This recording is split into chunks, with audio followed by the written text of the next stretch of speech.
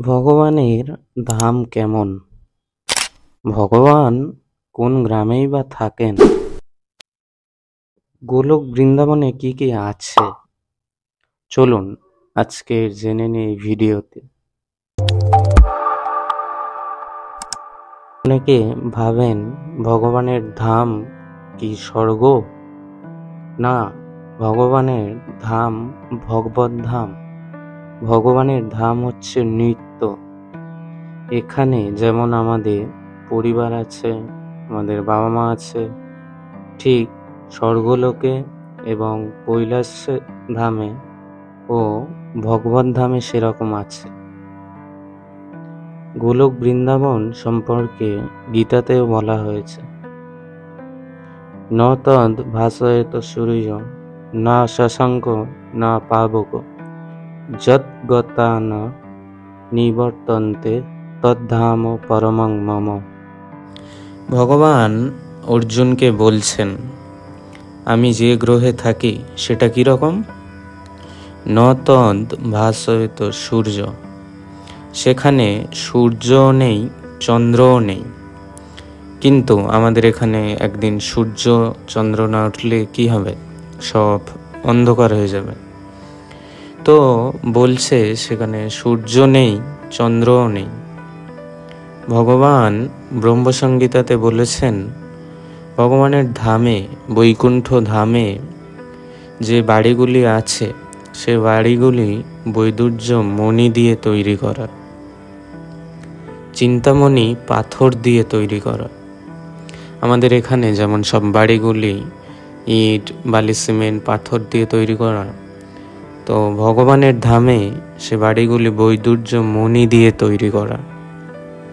আর কি আছে সেখানে? সেখানে আছে সুরভি গরু। সে গরু কিন্তু অফুরন্ত দুধ দেয়। সেখানে আর কি আছে? আছে কল্প বৃক্ষ।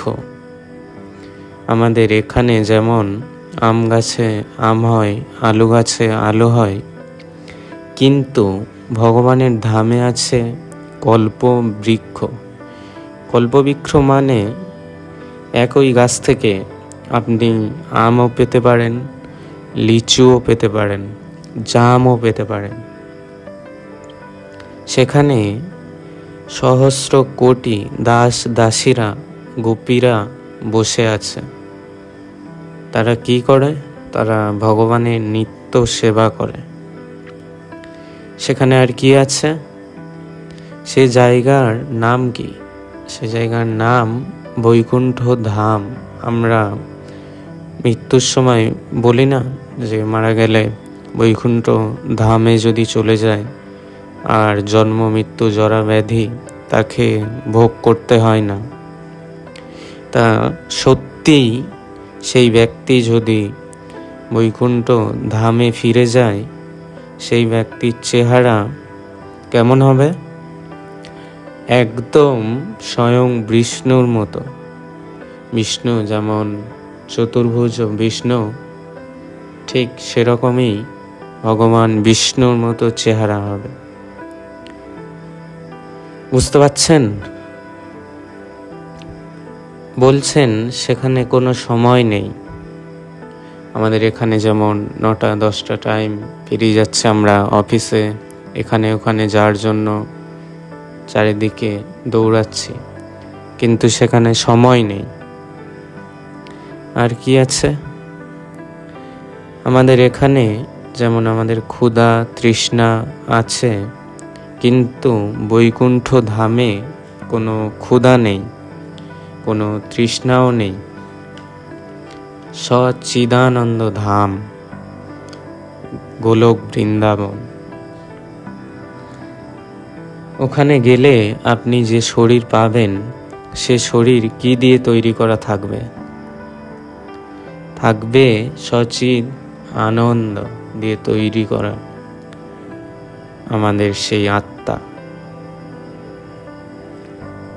তাহলে এরকম সুযোগ আমরা কেন হাতছাড়া করব? এই কলিযুগে এসে আমরা কেন এরকম সুযোগ হাতছাড়া করব?